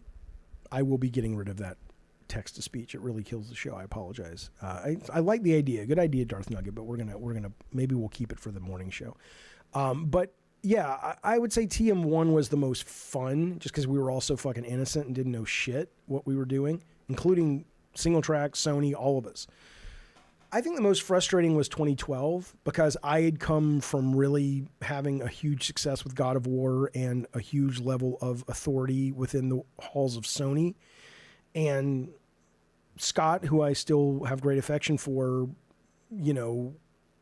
was also very alpha in what he expected and what he wanted. And I wasn't really interested in having that kind of a creative partner, and I don't think he was either. And so we butted heads quite a bit on that game. But thank you for the question. Thank you for the super chat, buddy. Zero Signal says, no, Jaffe, I know what you mean. I'm just saying that's how I see it being solved. Stop promoting people like Bobby and Phil. Bobby and Phil will never stop being... Well, I can't speak to Phil because he hasn't really been successful financially for them yet, I don't believe. But Bobby Kotick, every single time it came up, the shareholders, the board of directors voted him back in. They're like, are you kidding? Bobby Kotick is one of the most successful executives ever, certainly the most successful one in video games. Maybe Iwata if you want to, but he's up there. He's on the Mount Rushmore of success in video games. And he was, from what I can tell, seemed to be a terrible human being, at least in his actions. I hear he's a nice guy according to people who know him, but I don't know. But anyway, so I've been a video last night, but I got really annoyed last night. I'm so fucking tired. And I don't know where it comes. You tell me this, chat. Tell me this.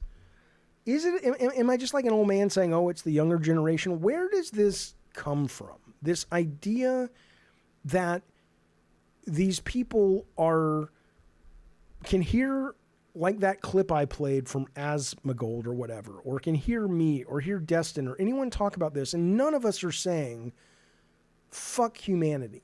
None of us are saying, we don't give a shit that these people lost their jobs. Good, they smell bad. Get them out of here. No one's saying that, but you would think we are, because all we're doing is saying, at least in our opinion, and correct us if we're wrong, but I haven't heard anyone do that, this is sort of the bed that was made, and we're lying in it now. This is what happens when you continue to buy products from people who have practices that you don't appreciate. And they're going to keep doing it because they're making the money. And we're all suffering under this level of unregulated capitalism. We all are. But to me, these people seem like they got their heads in the sand. Eddie says people are pretty naive and think companies will put people before profit. Yeah, but where did they get that idea? Where did they ever stop? I mean, I get it, like in the 50s, the company and they give you a pension plan, a pen, and a big retirement party. And, you know, when you're 65, those days have been gone forever. They have been gone forever. Where is this younger generation getting the idea that these companies give a shit? And I don't mean that like they're evil. Their actions can be evil, but it's like being mad that you break into a junkyard and the junkyard dog attacks you. It's like, that's what it does. Just don't get too close to it. But, well, yeah, K-Nub says, now your boss just literally shits on you. Well, that look, that guy's not only going to lose a shit ton of money, that motherfucker's going to jail. I've read his biography. He's a disturbed human. And it's, you know, he gets away with a lot of it because it's like, oh, that's just Vince's character, Vince McMahon, who shit on this woman and allegedly, physically, literally shit on this woman. He seems like a pretty broken human, frankly. The idea comes from the company, says Nathan, where they foster a relationship with their customers. It's not a mistake. Yeah, but okay, I understand that a company like Sony or Microsoft or a small indie developer or whatever wants to create that warmth and familiarity and loyalty to a company. I understand why they do it. What I don't understand is why the customer doesn't understand that they are in a dance, that they're playing a role. It's like, I get it. When you go see WWE and it's The Rock and he's like, the best fans in the world are the WWE universe, you know, and everyone's like, yeah, you know, or, you know, whatever. But do you really think that The Rock has some kind of spreadsheet showing that he has mathematically proven the best fans in the world are the I mean, it's just a little thing you do. Sony's not a family. Sony doesn't care about you. They don't give a shit. That's why I push back on a lot of these people that lose their shit when they're around game executives or game makers. It's like they don't give a shit. As a human, they might give a shit, but do you really think they get 1,000 people to them at a place like E3 coming up to them going, I love this, I love this, I love this, you're so funny. And, you know, they smile, they take a picture. They're not that guy's friend. They're not their family. Eddie says, The Rock knows me personally. When he points at the crowd, he knows where we sleep and when we're awake. And he also, 100%. 100%. They do it because the customer falls for it, says Nathan, not in spite of it. I know, but that's what I'm saying. Could we raise a smarter group of people to stop being such fucking morons if that's what it is? If you're fucking watching this stream and you're one of the people that really thinks these companies are your friends, I'm sorry. I'm sorry. And maybe you're like that Kip Jordy in the South Park episode where he didn't have any friends. And I get it. But this isn't the way, okay? These are not your friends. You cannot be loyal to a fucking company, whether you work for them or whether you buy from them. It's just moronic. Eddie T says the hero worship of executives is so weird and gross. The way people talk about Phil and call him people do not call him a close friend. I think Phil has a persona. How much of it's based on reality, I couldn't tell you. And it's a nice, appealing persona. Walt Disney had a nice, appealing persona. But he was also a very shrewd asshole when he needed to be. But I don't think anybody... You tell me people are walking around thinking Phil Spencer's their friend? What? That's so dumb. I mean, no offense if that's one of you people. That's so dumb of you. Not you, Eddie, but the people who think this. It's crazy to me. Absolutely insane. Anyway. Here's the other thing people were saying yesterday. I'll get off this in a second, but they're like, oh, well, if you were in the union, you didn't get laid off. See, that's why the QA guys need you. No. It came out today that at least one of the people in the union was like, oh, yeah, no. There were union people who got laid off too. So, you know, I don't buy it. Don't buy any of these fucking things. All right, let's move on. But yeah, look at what some of the people came at me and said. This guy said, where did it go? Oh, I can't find it. They were really upset with me, some of the comments. Okay. Let's see. And the idea that acquisitions always So what are you going to do? Not acquire a company that wants to be acquired? The workers are drones. That's the way it is. And by the way, so are the executives. But they have a little bit more inoculation against this because they control a lot of it.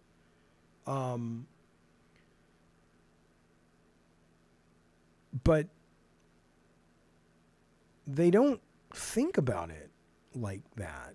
And it's just weird, man. It's disturbing. It's like they're in a cult or something. We're a stupid population in 2024. God, we need media literacy in this world so badly. Did you see in Variety today, there was a story about Warner Brothers and how they're really doubling and tripling down with their video game division and Always On and all this shit. And we talked about this before, but it's so funny. The one game, which is the biggest selling game of the year, Harry Potter, that has no microtransactions at all. And the other game, like, that have had all of that horse shit, the Always On mentality, Gotham Knights, Suicide Squad is probably dead on arrival. Apparently, we know it's coming out the second. They haven't even sent out review codes to people. This is a dead on arrival game. It's like, do you guys get that what you're saying today in the article, you're backing the wrong horse? But clearly they don't. You know, Mortal Kombat 1, they talked in this article about how many copies that game sold. I'm surprised it's so low. It's came out in November. It's only sold 3 million copies, which is not a lot for a game coming off the...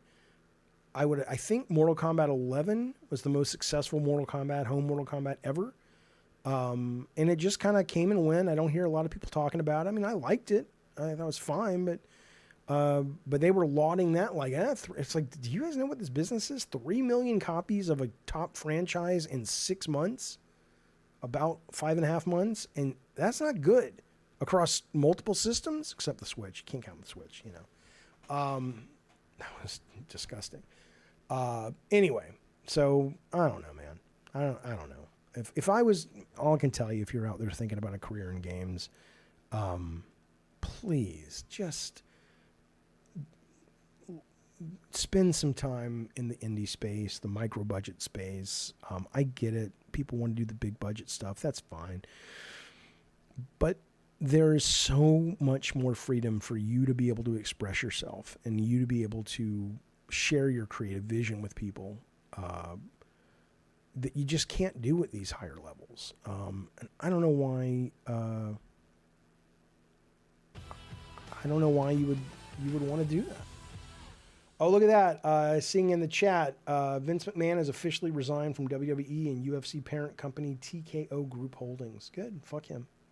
Evil piece of shit. Evil piece of shit. Benji Martinez has been here for 39 months, buddy. That is incredibly kind and generous. Thank you, sir. In fact, you get a song because that's 45. You know what? YouTube came to me and said, you can have some more icons for people who have been members for a long time. So I'm going to get some new icons. I'm not going to do Kratos, though. I got to do something new there. All right. This goes out to Benji. All right. I only knew a Benji as a dog. When I was a kid, they made movies about Benji. But that is not the Benji we're celebrating today. Today, the Benji is Benji Martinez. He likes to run and play with his penis. And when he does, he shouts, Eureka! That's all I've written so far. But Benji, thank you, buddy. I appreciate you being a member for 39 months, man. That's very kind. Okay. Now it's part of the show where I just show you some cool shit, because why not? Look at this. Look at this. Thank you, Kat. Bone says beautiful. It's beautiful. Thank you, sir. Uh-oh. Let me see what this is. Hang on.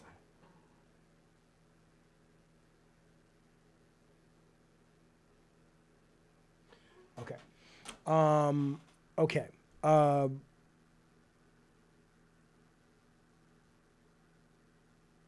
Let us move forward. Thank you, Benji. Okay. Look at this. Man, can you imagine if they had the... Yeah, I'm watching Dune 2. If they had this when we were kids, look at this fucking thing. Mario Kart electric vehicle you can drive around as a kid. Goes up to 8 miles an hour. Look at that fucking thing. 3 speeds and a reverse. I don't know what it costs, but I want one. I mean, I can't. I'm too heavy for it now, but, still. I realize, by the way, what it is. One of the things I really like about Game Pass, or subscription services, but Game Pass specifically, as it relates to this. I load up Game Pass last night or this morning to play some Palworld, as you do. For Shizzle says, what happens if the blue shell knocks you into traffic? Oh, man. It's like, what happened to Timmy? He's over at that weird guy who's on that sex offender list house. Why? I hit him with the blue shell, and that's just where his cart went, man. Yeah, you drop bananas behind you, right? But I go there to click on this, and I haven't played this Go Mecha Ball. I don't know if it's good, bad, shit, great, whatever. But you know what it reminded me of? It reminded me of the arcades as a kid, right? Because now with the internet and before that magazines, you knew everything that was coming out, on PlayStation or whatever. But back then you would walk into an arcade in the late 70s and early to mid 80s, and you would have no fucking clue. Every now and then you would be like, I know Dragon's Lair is coming, or there's a big game coming, or whatever. But you would not know, what was going to be there from week to week. And so, like, when you log into Game Pass, a couple times a month, you're like, oh, what the fuck is that? There's a new Turnip Boy. I'm not saying that's good or bad. I don't know. I heard the first one was good. Turnip Boy avoids taxes or something. But yeah, Go Mecha Ball, Blue Gamer in the chat says it was fun. I was just playing it. Right. I mean, that's something. That's another cool thing about it. But I get it if you're only playing one game every month, sure. Here's that trailer. I can't play it for you, but from Jordan Peele producing it, Dev Patel. If you haven't seen it, go watch this fucking trailer. What is this motion picture called? I don't fucking know. Just look up Dev Patel Jordan Peele trailer. It's really good. It's really cool. And then this trailer for Roadhouse with Jake Gyllenhaal I was talking about earlier. It also has Conor McGregor. This is a really fun trailer. I'm very much looking forward to seeing this motion picture. I'll save that. We've had a long show. We'll talk a little bit as friends do about whatever you guys want to talk about now. Do I remember the Cowboy hologram game? Yeah, I absolutely remember that game. It was awesome. I mean, it was a terrible game, but it wasn't, I don't know if it was a real hologram. I don't know what it was, but it looked like a 3D hologram inside like a little small dome, and you were controlling like a cowboy traveling in time. It was kind of batshit stupid, but it was cool. All right, so look, I know what you guys are playing this weekend. I am going to be going back and forth. Let me try something since we're at the end of the show anyway. I want you to tell me, because I know the streaming works excellent when I'm not streaming from the what's it called? NVIDIA GeoForce Now. I want to see how it works if I'm playing it and streaming it. I just want to see how bad it is. It was an expensive game, that game. The hologram game, yeah, it was costing, it's like $1 or 50 cents back then. Did I watch Skull and Bones' new gameplay? No. I mean, I will not be totally stunned if it turns out that game turns out kind of good. Because I've kind of been hearing some journalists who've played it say, it's actually, not bad, blah, blah, blah. And it sounds like the trailer was pretty fucking good. But I'm not. I'm going to wait. I'm going to have the subscription to Ubisoft, and then we'll see how it goes. Okay, so I've been playing Enshrouded, but let's see, what can I play? Like, I don't own a lot of these games that have the RTX, so But let's just put in. Well, let's put in Enshrouded. I'm not going to play the. I'm not going to do a game session. I want to see if it's actually something I can stream while I'm also streaming, or if it's like, yeah, that has to be local. Alex, I like it. I really like Enshrouded. It's good. I don't know if it's going to pull me away from Palworld, because I think Palworld's just a little bit more, it's more user friendly, and I'm already kind of deep into it. But I do like it, and I like the tone. It is not that I'm like, oh, I need mature games, but it's it's bloody and it's got monsters and it's clearly not a kid thing. No, I didn't pick up Tekken. I'm not a big Tekken fan. I appreciate it, but okay, so here we go. Private game, new game. So I'm watching the chat. You guys tell me how it's playing. And again, what's cool is none of this is limited to my computer. This is all running on the highest end computer.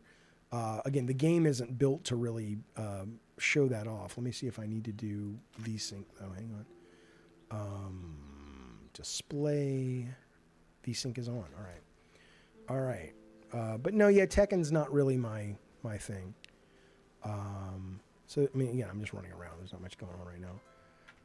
It is pretty. I mean, it's not it's not the prettiest game in the world, but for what it is. The interface is a little wonky. I'm sure I'll get used to it. I'm gonna kill. Oh, fuck you, wolf.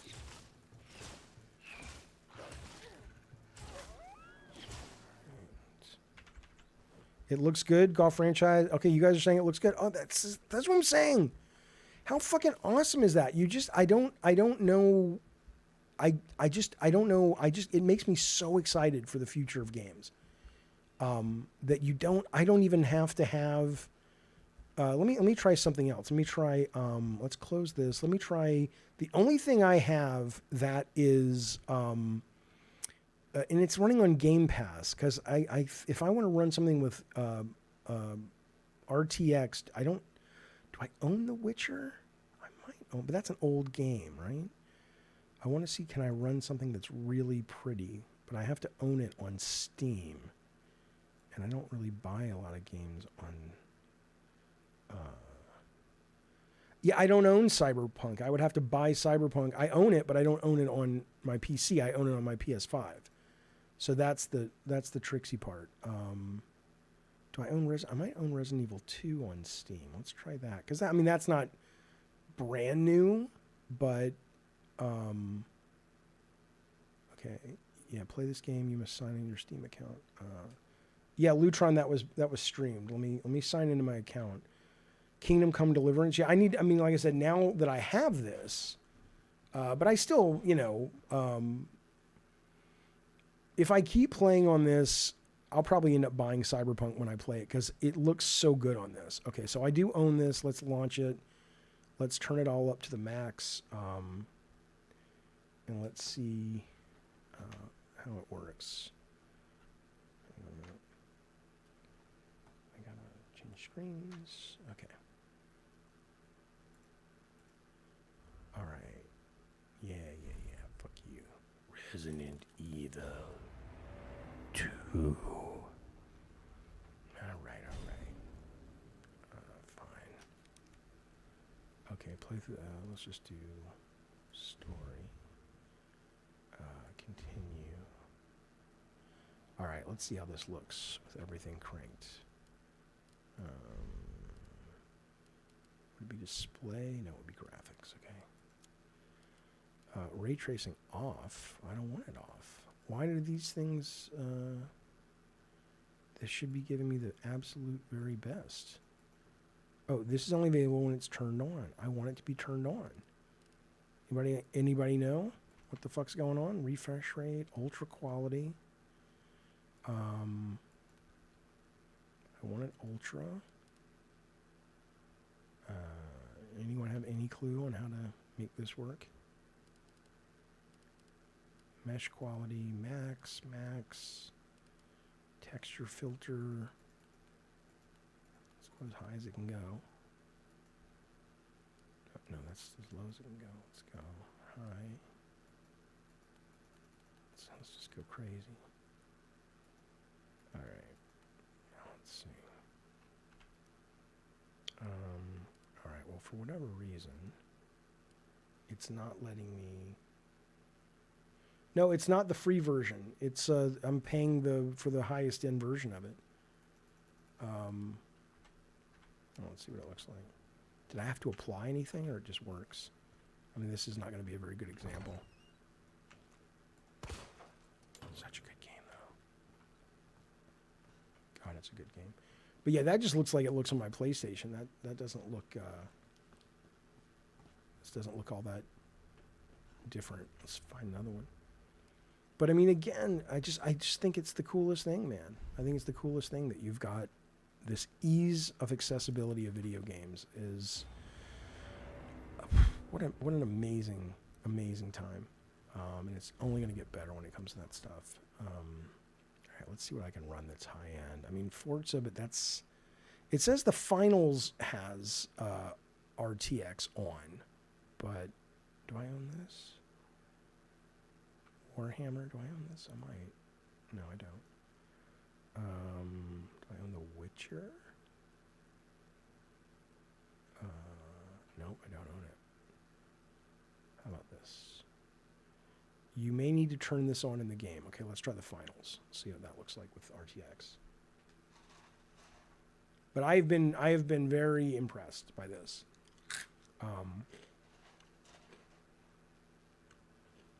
Which is, I mean, again, Sony's CEO came out. They're moving towards this as well. Not as their only option, of course, but eventually.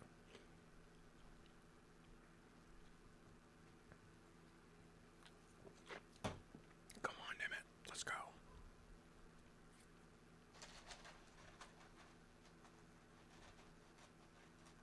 Portal with RTX? That's high end? Really? Portal? It's hard to believe. I believe you. All right. I don't know what it's doing. I'll do a separate stream with this shit. But I just wanted to show you that. I think it's pretty cool. All right. Fellas, my friends, that has been Oh, it's coming up. Maybe it's coming up. What's happening? Let's see.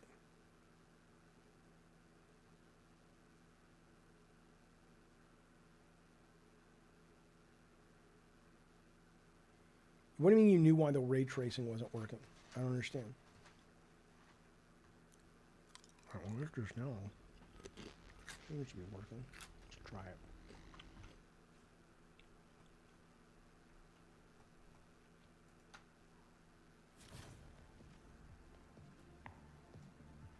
All right, let me turn on ray tracing and see.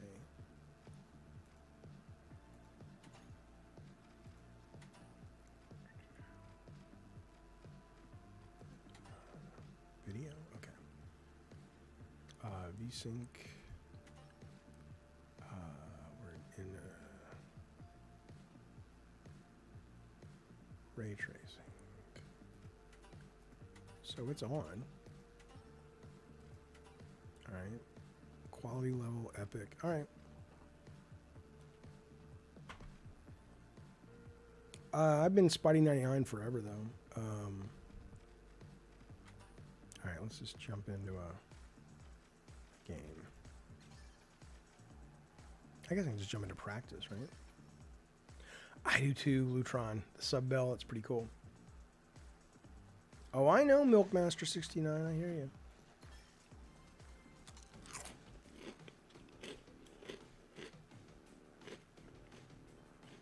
Searching. It's a tutorial. Let's go. Put me in there.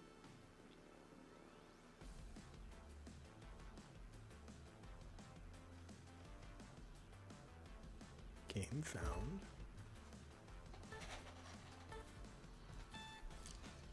Come on now.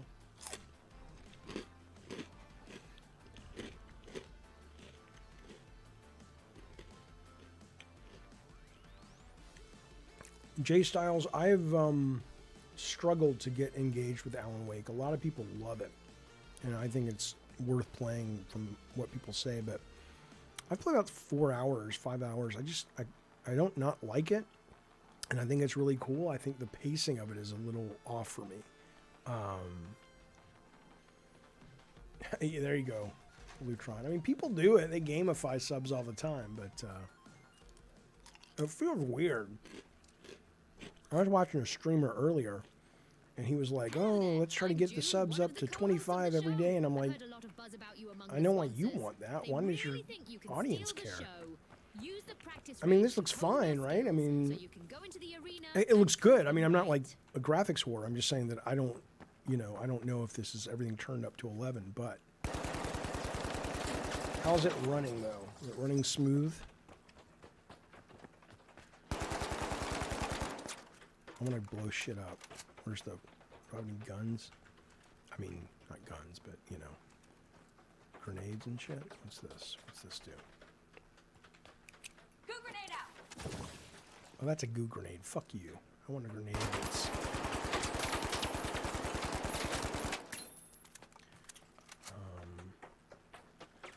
I do have Modern Warfare 3, Alex, yes. I don't... Well, I have the free one. My Modern Warfare that I bought is on... what's that thing called? PlayStation. I think it's PlayStation.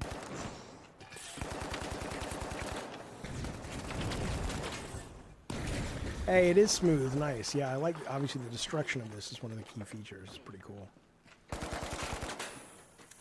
Shit. I mean, so I'm streaming this, and I'm streaming it to you, and they're streaming me the game. What a world. What a fucking world.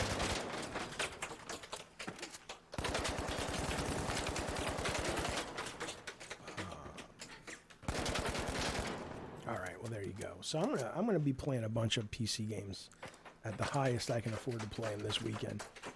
So maybe I'll see you online. Hang on, let me go over here.